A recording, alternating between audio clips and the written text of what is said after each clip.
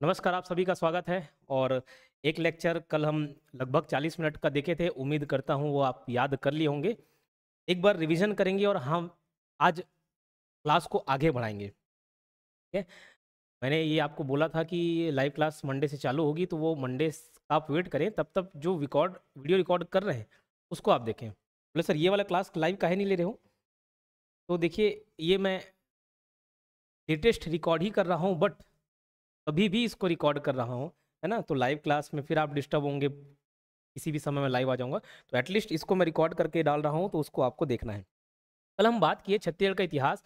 इसको प्राग ऐतिहासिक काल यानी कि प्री हिस्टोरिक पीरियड, आद्य ऐतिहासिक काल यानी कि proto historic period, and historic period. तो ये तीन भागों में बांटे ऐतिहासिक काल। ठीक है। अब देखो, प्राग ऐतिहासिक काल के अंतर्गत एक स्टोन एज होता है, पाषाण काल होता है। पाषाण काल को हम चार भागों में बांट सकते हैं: पूर्व पाषाण काल, मध्य पाषाण काल, उत्तर पाषाण काल, नव पाषाण काल। ठीक है। इसी के अंतर्गत हम एक और कैटेगरी पढ़ते हैं, महापाषाण काल। ये कौन सा किस समय पड़ता है उसको उतना ज्यादा टेंशन नहीं पड़ना है। ठीक है। आद्य ऐतिहासिक काल सिंधु घाटी सभ्यता, और ऐतिहासिक काल में प्राचीन इतिहास, मध्यकालीन इतिहास और आधुनिक इतिहास। इतना हमको देखना है, और ये हम कल पढ़े भी थे। ठीक है। क्या क्या पढ़े थे अगर मैं इसके बारे में आपको याद दिलाऊं, तो पुसी बोकम करके कोड बने थे, लेकिन पुसी बोकम में सिर्फ सी से सिंघनपुर की गुफा आप याद रखेंगे, सिंघनपुर की गुफा याद रखेंगे। ठीक है। मध्य पाषाण काल में मकबरा, तो म से मध्य पाषाण काल, और कबरा से कबरा पहाड़ याद करेंगे। उत्तर पाषाण काल में उधम सिंह से ध से धनपुर, धनपुर, धनपुर। और ये जो कि कहाँ पड़ता है, गोरेला पंडा में। और एक चीज और याद कर लेना, महानदी घाटी, धन उधम सिंह, सिंह से सिंगनपुर की गुफा को छोड़ देना, बस ध से धनपुर और महानदी घाटी, रायगढ़ के अंतर्गत महानदी घाटी ये पढ़ना है। और नवा अटेची बनाबो, तो अ से अर्जुनी, अ से क्या पढ़े थे, अर्जुनी। इसको मैं कल दुर्ग बोल दिया था, इसको आप बालोद ही कंसीडर करना। फिर से बता दे रहा हूँ, बालोद ही कंसीडर करना। क्या, बालोद ही कंसीडर करना। ठीक है। तो अर्जुनी, टे से टेरम, टेरम रायगढ़ में है, एक टेंगना करके अलग है। अर्जुनी, टेरम और अटेची, ची से चितवा डोंगरी, ची से चितवा डोंगरी, अटेची, बनाबो, बनाबो से आखना बोम टीला, क्या, बोम टीला। तो इतना सारा स्थल आपको नवपाषाण काल के अंतर्गत याद करना है। ठीक है। इतनी सी बात समझ आई। तो ये हम प्रागैतिहासिक काल के अंतर्गत ये पूरा पाषाण काल चारों स्थल देख लिए थे। सिंधु घाटी सभ्यता के बारे में सर नहीं बताए थे, तो मैं आपको बता दूं, यहाँ यहीं पे मैं आपको इसका डिटेल बता देता हूँ। ये देखो, ये हमारा भारत है, और सिंधु घाटी जो सभ्यता थी ये इस तरफ विस्तृत थी, मतलब गुजरात तक था, उत्तर प्रदेश तक भी था, पाकिस्तान में था, अफगानिस्तान में था, और हमारा छत्तीसगढ़ तो इधर पड़ता है। तो सिंधु घाटी सभ्यता के जितने अभी लेटेस्ट साक्ष्य मिले हैं, सिंधु घाटी सभ्यता, ये कैसे मालूम चला? तो क्या हुआ, जब रेलवे के लिए हम ट्रैक बिछाते थे, और ये उस समय की बात है जब भारत देश आज़ाद नहीं हुआ था, तो पटरियाँ बनाने के लिए थोड़ा बहुत खुदाई का काम चलता था।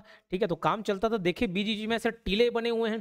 तो जब इनको खोदा गया, फिर देखा गया, अरे नीचे तो एक पूरी सभ्यता दबी हुई है। और मैं आपको बताऊं, कभी कभार ये मेरे मन में विचार आता था, और आपके मन में भी विचार आता होगा कि सर से खोदेंगे तो वो तो पूरा मिट जाएगा, सब मिल जाएगा। तो ये इतना पेशेंस वाला काम होता है। इसको से खुदाई करते हैं, भले बोल देते हैं, लेकिन ये खुदाई ब्रश से होती है। बोले सर ब्रश से खुदाई? हाँ, ताकि कोई भी स्ट्रक्चर बिगड़े ना, इसके लिए ब्रश से हल्का हल्का हल्का हल्का ऐसे किया जाता है खुदाई। ठीक, खुदाई नॉर्मल करते भी हैं, लेकिन फिर ब्रश से हटाया जाता है, तो नीचे का जो स्ट्रक्चर बने रहता है ना, वो सेफ रहता है। ठीक, तो एकदम पेशेंस भरा वाला काम होता है। तो अभी तक जो वर्तमान खुदाई हुआ है उसके तरफ उसके हिसाब से ये इधर ही उत्तर पश्चिमोत्तर भारत तक सीमित था, यहाँ नहीं आया है। तो ध्यान रखना, सिंधु घाटी सभ्यता के साक्ष्य छत्तीसगढ़ में नहीं मिलते, यानी कि छत्तीसगढ़ में सिंधु घाटी सभ्यता के साक्ष्य उस समय नहीं मिले, अभी तक के खुदाई के समय में ये पाया गया है। इतनी सी बात मेरे ख्याल से आपको समझ आ गई होगी। फिर ऐतिहासिक काल में तो हम सब चीज पढ़ेंगे जी। ऐतिहासिक काल के अंतर्गत हम सब चीज पढ़ेंगे, इस बात को आप ध्यान रखेंगे। ठीक है। चलिए आगे बढ़ते हैं। अब कल क्या पढ़े थे, और छत्तीसगढ़ का प्राचीन इतिहास, ये हम देखे पूर्व पाषाण काल, पेलियोलिथिक एज बोला जाता है, पूसी बोकम करके याद किए थे, पूर्व पाषाण काल, सिंगनपुर की गुफा। और यहीं से क्या मिले थे, पत्थर के हस्तचलित कुदाल, कुदाल, पत्थर के हस्तचलित कुदाल, कुदाल रहता है आप कुछ गड्ढा गड्ढा खोदने का, तो वो चीज मिला है।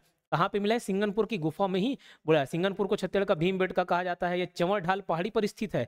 अब देखो, चंवर ढाल पहाड़ी, चंवर ढाल पहाड़ी के बारे में थोड़ा सा जान लेना, हालांकि बहुत ज्यादा इंपॉर्टेंट नहीं है, बट थोड़ा थोड़ा पढ़ते जाएंगे, हमारा धीरे धीरे नॉलेज बढ़ते जाएगा। तो देखो, दो नदी है, एक हसदेव नदी और एक मांड नदी। एक ये नदी है हसदेव और एक और नदी है मांड। ये उत्तर छत्तीसगढ़ की तरफ बहती है हसदेव और ये मांड। अब इन दोनों के बीच एक ढाल है, एक पहाड़ी है, इसी को बोला जाता है, एक पहाड़ी है, एक पहाड़ी श्रेणी है जिसको क्या बोला था, चंवर ढाल। क्या?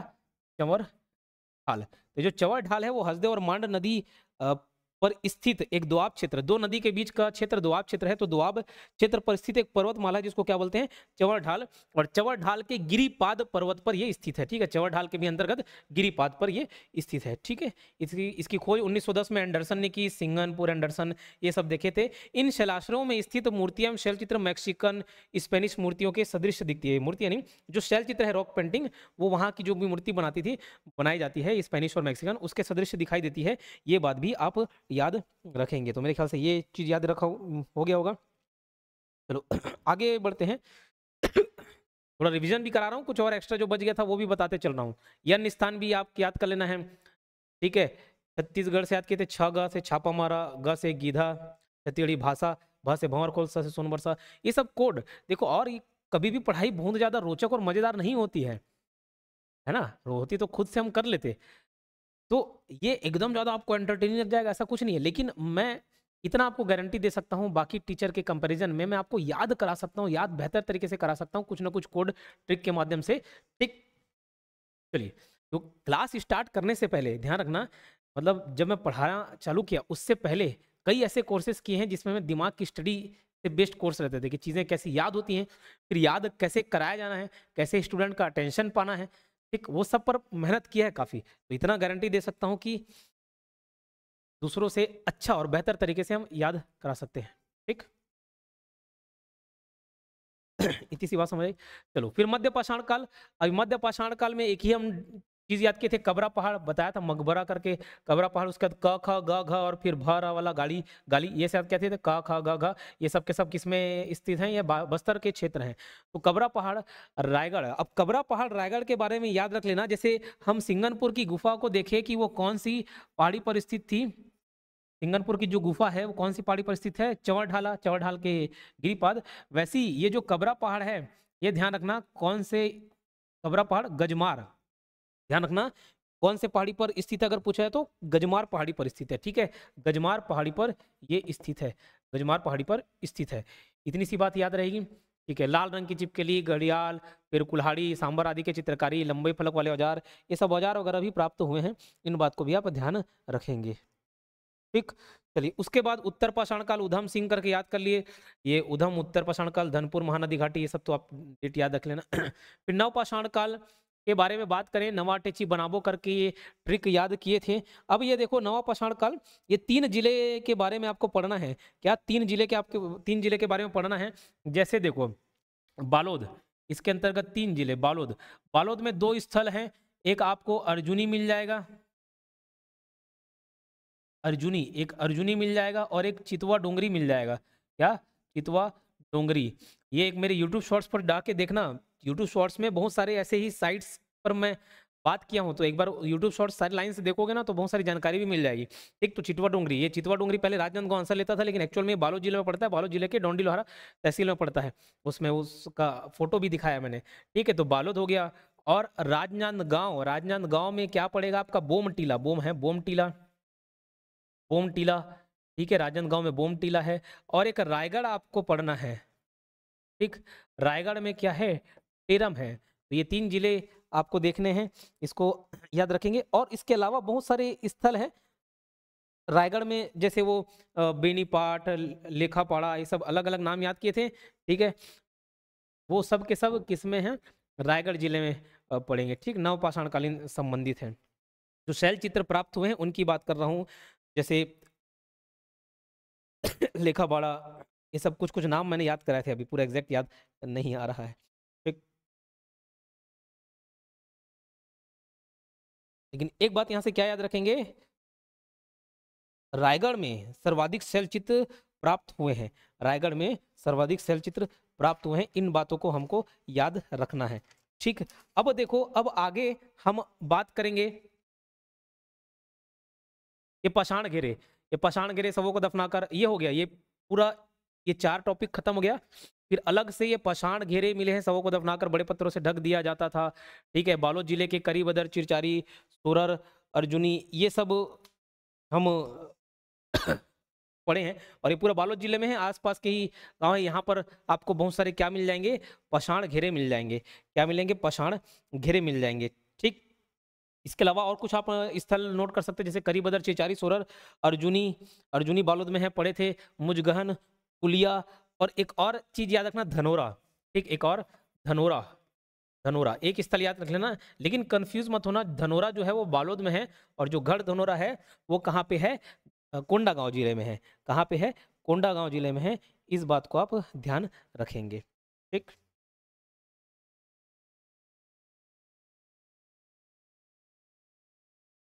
अब पाषाण युगीन तो हम लोग देख लिए, एक और स्थल हमको याद रखना है, महापाषाण युगीन। ठीक है, महापाषाण युगीन स्थल, क्या बोल रहा हूं, महापाषाण युगीन स्थल।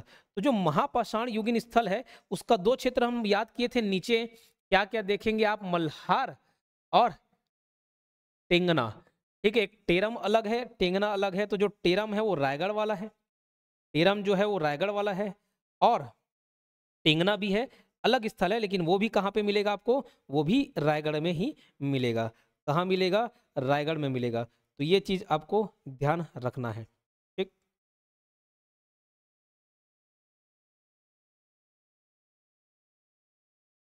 मेरे ख्याल से सारी चीज क्लियर हो गए होंगे। हम अभी तक क्या पढ़ लिए, प्राग ऐतिहासिक काल पढ़ लिए, प्राग ऐतिहासिक काल।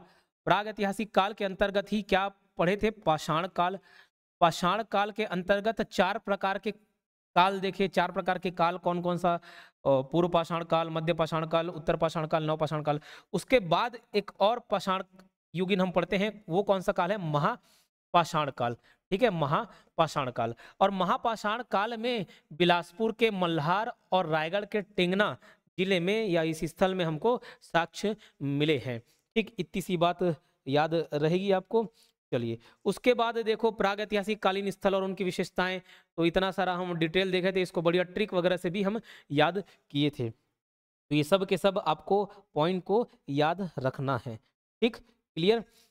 इसको भी बढ़िया ट्रिक से बताया था, जैसे खैरपुर खीर पूरी से याद किए थे, अंधेरे में चमकते हैं, ऐसा याद किया। बोतलदा की गुफा रायगढ़ प्रागैतिहासिक कालीन सबसे लंबी गुफा है, इसको रिलेट करके आए थे कि बोतल भैया क्या होता है, लंबा होता है। ठीक है, भंवर खोल के बारे में क्या पढ़ाए थे, यह पशु एवं किसान की आकृति के शैल चित्र मिले हैं। पशु एवं किसान की आकृति के क्या मिले हैं, शैल चित्र मिले हैं। और भंवर खोल रायगढ़, ये तो एक क्षेत्र का नाम हो गया। और स्पेसिफिक लोकेशन की अगर मैं बात करूं तो ये सूती पाठ है, सूती पाठ भंवर खोल रायगढ़। ठीक, सूती पाठ भंवरखोल के अंतर्गत और वो भंवरखोल किसके अंतर्गत, रायगढ़ के अंतर्गत। तो एग्जैक्ट लोकेशन भी आप याद रख लेना, सूती पाठ। ठीक, चलिए आगे बढ़ते हैं। ये सब तो फिर याद करे थे, बसना जर बस से बस, भैंस ऐसा, भैंस हाथी पशुओं को शिकार करते हुए शैलचित्र मिले हुए, ये सब हमने डिटेल पढ़ लिया। ठीक, अब आज का टॉपिक, अभी का टॉपिक, अभी हम इसको थोड़ा ब्रेक कर करके पढ़ेंगे। जरूरी नहीं एकदम कोई लंबी लेक्चर हो, 40-50 मिनट 1 घंटे के, हम छोटे छोटे टुकड़े में बांट के पढ़ेंगे, ताकि क्या 1 घंटे का लेक्चर देखते हुए मन उब जाता रहे, स्टार्ट ही नहीं होता। लेकिन अगर मैं उसको 5-10 मिनट का लेक्चर रखूं तो आपको वो इजीली याद हो जाएगा। लेकिन हमको रिवीजन करते हुए चलना है, और रिवीजन करते हुए चलना है, और सारे फैक्ट्स को कलेक्ट करना, याद करते चलना है। ठीक, और मुझे मालूम है आप करने में अलाली दिखाएंगे, इसलिए शुरुआत का 10 मिनट मैंने क्या कर लिया, रिवीजन कर लिया। अब हम पढ़ते हैं वैदिक काल के बारे में। देखो, अब आद्य ऐतिहासिक काल क्या क्या पढ़ लिए, प्राग ऐतिहासिक काल पढ़ लिए, प्राग ऐतिहासिक काल पढ़ लिए, छत्तीसगढ़ में साक्ष्य मिलते हैं क्या, हाँ। फिर उसके बाद आद्य ऐतिहासिक काल, आद्य ऐतिहासिक काल के अंतर्गत सिंधु घाटी सभ्यता हम पढ़े, लेकिन उसमें छत्तीसगढ़ का साक्ष्य मिलता है कि नहीं, ये दोनों हम टॉपिक खत्म कर चुके हैं। अब पढ़ता है ऐतिहासिक काल। अब ऐतिहासिक काल के अंतर्गत हम पढ़ेंगे एक वैदिक काल। बोले सर वो तो आप प्राचीन इतिहास, मध्यकालीन इतिहास और आधुनिक इतिहास भी बताए थे, हाँ वो तो स्टार्ट होता ही है, लेकिन हमको और डिटेल में पढ़ना है वैदिक काल के बारे में। ऐतिहासिक काल के अंतर्गत क्या पढ़ना है, वैदिक काल। तो देखो, ये जो वैदिक काल है, वैदिक काल, इसका चार्ट अच्छे से मैं बना देता हूं। इसको छोड़ के आप ये वाला चार्ट को देखना, ऐतिहासिक काल के अंतर्गत क्या पढ़ेंगे हम लोग, वैदिक काल पढ़ना है। वैदिक काल, वैदिक काल का जो कार्यकाल है वो पड़ता है आपका 1500 बीसी, बीसी मतलब ईसा पूर्व से लेकर 600 बीसी, वैदिक काल। इस काल को हम लोग क्या बोलते हैं, वैदिक काल। मतलब यहां से अगर हम काउंट करें, अभी 2025 चल रहा है, अभी 2000 साल और ठीक 1500 साल पहले, मतलब 3500 साल पहले ये वैदिक काल स्टार्ट हुआ था। तो भैया वैदिक काल को दो भागों में बांटा जाता है। वैदिक काल को दो भागों में बांटा जाता है। एक को बोला जाता है ऋग वैदिक काल, क्या, ऋग वैदिक काल, और दूसरा उत्तर वैदिक काल। उत्तर का मतलब होता है बाद, उत्तर वैदिक काल, उत्तर का मतलब क्या होता है, बाद। ठीक है, तो उत्तर वैदिक काल। अब ये ऋग वैदिक काल का जो काल खंड है उसको कैसे बांटा जाता है, 1500 बीसी से 1000 बीसी। और उत्तर वैदिक काल का जो पीरियड है इसको बांटते हैं 1000 बीसी से 600 बीसी, 1000 बीसी से 600 बीसी ये बांटा जाता है। ठीक, इतनी सी बात क्लियर। अच्छा, एक और बात बता दूं, मैं कुछ वीडियोस को एज अ डेमो यूट्यूब पर डालूंगा, तो उसके लिए फिर बच्चों को चिंता करने की जरूरत नहीं, सर हम कोर्स खरीदें फिर क्या मतलब, तो ये किसी के मन में सवाल नहीं आना चाहिए। एज अ डेमो हम कुछ वीडियोस को यूट्यूब पर भी डालेंगे, तो चिंता करने वाली बात नहीं है। ऋग वैदिक काल 1500 बीसी से 1000 बीसी और उत्तर वैदिक काल 1000 बीसी से 600 बीसी, ये पढ़ लिए। यही दोनों मिलाकर वैदिक काल का पीरियड आ गया 1500 बीसी से 600 बीसी। अब क्या वैदिक काल में छत्तीसगढ़ के बारे में जानकारी मिलती है? इससे ठीक पहले हम आद्य ऐतिहासिक काल के अंतर्गत सिंधु घाटी सभ्यता देख लिए, उसमें तो जानकारी नहीं मिलती। जब सिंधु घाटी सभ्यता के बाद ऋग वैदिक काल पड़ेगा, तो समझना ऋग वैदिक काल में अलग अलग लोगों की अलग अलग मान्यताएं हैं कि भैया ये वैदिक काल में जो लोग थे वो कहाँ से आए थे। तो कोई बोले भैया पश्चिम साइड से आए थे, कोई बोले अंटार्कटिका से आए थे, कहीं हर किसी का अपना अलग अलग एक थ्योरी है। ठीक, तो सभी अलग अलग थ्योरी में मैक्स मुलर का सिद्धांत काफी प्रचलित है। खैर हमको उसमें नहीं जाना, वो इंडिया जीएस का पार्ट है, हमको छत्तीसगढ़ जीएस पढ़ना है। तो ध्यान रखना, जो ऋग वैदिक काल या वैदिक काल में जो निवासी थे उनको आर्य बोला जाता था, और ये आर्य इधर पश्चिम साइड से आए थे, इस तरफ से आए थे। तो भैया जब इस तरफ से भारत में आए तो एक दिन में क्या एरोप्लेन में बैठ के यहाँ आ जाएंगे और शिफ्ट हो जाएंगे? नहीं, धीरे धीरे आएंगे, यहाँ पे बसेंगे, यहाँ बसेंगे, यहाँ बसेंगे, धीरे धीरे और नए नए जगहों की खोज करेंगे, इधर आएंगे, और ये पश्चिमोत्तर भारत तक सीमित रह गए। फिर मैं बात करूंगा, फिर छत्तीसगढ़ क्या है, यहाँ पर है। तो भैया छत्तीसगढ़ में ध्यान रखना, ऋग वैदिक काल के अंतर्गत छत्तीसगढ़ का कुछ उल्लेख नहीं मिलता। छत्तीसगढ़ में ऋग वैदिक काल के समय का कोई भी साक्ष्य नहीं मिलता है, इस बात को आप याद रखेंगे। ठीक है, तो वैदिक काल में बात करें या ऋग वैदिक काल में, अगर खाली वैदिक काल बोल रहा है मतलब ऋग वैदिक काल की बात कर रहे हैं, क्योंकि जो उसके बाद वाला पीरियड है वो तो उत्तर वैदिक काल है। तो वैदिक काल में छत्तीसगढ़ का वर्णन नहीं मिलता, इस बात को आप याद रखेंगे। ठीक है, अब उसके बाद उत्तर वैदिक काल, तो क्या उत्तर वैदिक काल में छत्तीसगढ़ का कुछ उल्लेख मिलता है? तो बिल्कुल। इसके बाद जब उत्तर वैदिक काल, ये देखो ये 500 साल बीत गए, तो क्या 500 साल में वहीं पर रहेंगे लोग? धीरे धीरे धीरे धीरे इधर नीचे तक आने लग गए, ये सब नीचे तक पहुंच गए, पूरा भारत तक पहुंच गए, श्रीलंका तक बस पहुंचना बाकी था। ठीक है, तो पूरा नीचे तक पहुंच गए। छत्तीसगढ़ का यहाँ पे विशेष उल्लेख तो नहीं मिलता, लेकिन कुछ कुछ जानकारी मिलती है। तो अगर मैं सीधा साफ स्पष्ट शब्दों में सवाल पूछूं कि क्या ऋग वैदिक काल में छत्तीसगढ़ से संबंधित कुछ उल्लेख है? बिल्कुल नहीं। क्या उत्तर वैदिक काल में छत्तीसगढ़ से संबंधित उल्लेख है? हाँ, लेकिन बहुत ज्यादा नहीं है। क्या बहुत ज्यादा नहीं है? बोले तो सर फिर कितना है? तो थोड़ा है। थोड़ा मतलब कितना? तो ध्यान रखना छत्तीसगढ़ के बारे में, बस्तर आपको मालूम है उत्तर वैदिक काल में बस्तर को क्या बोला गया? दक्षिण दिग बोला गया। क्या बोला गया? दक्षिण दिग। क्या? दक्षिण दिग। तो उत्तर वैदिक काल में अगर पूछा जाए क्या छत्तीसगढ़ के बारे में जानकारी मिलती है? हाँ। तो ध्यान रखना, ये छत्तीसगढ़ और छत्तीसगढ़ का ये ऊपर वाला पोर्शन, जिसको पुराने जमाने में कोसल बोला जाता था, दक्षिण कोसल बोला जाता था, तभी इसके बाद का टॉपिक वही रहेगा। तो ये राइट टिक मारा हूं, ये छत्तीसगढ़ में जानकारी मिलती है। ये बस्तर को, ये बस्तर वाला जो क्षेत्र है, इसको उत्तर वैदिक काल में किस नाम से जाना जाता था? दक्षिण दिक। किस नाम से जाना जाता था? दक्षिण दिक। और ध्यान रखना आप, ऊपर ये छत्तीसगढ़ में तो नहीं पड़ता नर्मदा नदी, नर्मदा नदी ऊपर ऊपर साइड बहती है। ठीक है, नर्मदा नदी ऊपर साइड बहती है। तो ध्यान रखना, नर्मदा नदी को इस समय, नर्मदा नदी को किस नाम से जाना जाता था? नर्मदा नदी इज इक्वल टू रेवा नदी, रेवा नदी के नाम से उल्लेखित है। इस बात को आपको याद रखना है। और उसके अलावा एक और बात आप याद रख लेना, एक और बात क्या याद रखेंगे? आपको एक बहुत फेमस लेखक मालूम होंगे जिनका नाम है पाणिनि। क्या नाम है? पाणिनि। इसकी किताब है अष्टाध्यायी। इसको मैं इंडियन जीएस में याद कराता हूं कैसे। हमको भैया 8 गिलास पानी पीना चाहिए, 8 गिलास से 8 से अष्ट, 8 से क्या? अष्ट, तो अष्टाध्यायी हो गया। और पानी पीने से आगना पाणिनि। तो उस समय उत्तर वैदिक काल के समय में ये बताया जाता है किसके माध्यम से? पाणिनि के अष्टाध्यायी में पहली बार ये बताया जाता है, पहली बार कोसल का उल्लेख मिला है, ठीक है, पहली बार कोसल या दक्षिण कोसल का उल्लेख मिला है, इस बात को भी आप याद रख लेना। पाणिनि की किताब अष्टाध्यायी, उसमें ध्यान रखना पहली बार किसका उल्लेख मिलता है, कोसल या दक्षिण कोसल का, कोसल या दक्षिण कोसल का उल्लेख मिलता है, कोसल या दक्षिण कोसल का उल्लेख मिलता है, इस बात को भी आप ध्यान रख सकते हैं, ठीक है। इसके बाद का हमारा टॉपिक है रामायण काल। रामायण काल को मैं अलग वीडियो में कवर करूंगा, इसका उद्देश्य था, छोटा सा टॉपिक था, बट मुझे आपको रिवाइज कराते हुए आगे बढ़ना है। शुरुआत के कुछ वीडियोज में मैं कोशिश करूंगा कि जो भी नेक्स्ट लेक्चर लूं तो भैया पहले पूरा प्रॉपर रिवीजन करवा दूं, देन हम आगे बढ़ें, ठीक। तो आपका काम आसान हो जाएगा, लेकिन आपको भी मेहनत करना है। तो आज की क्लास यहीं पे समाप्त होती है, ये वाला छोटा सा टॉपिक था, इसको आप पढ़कर रखेंगे।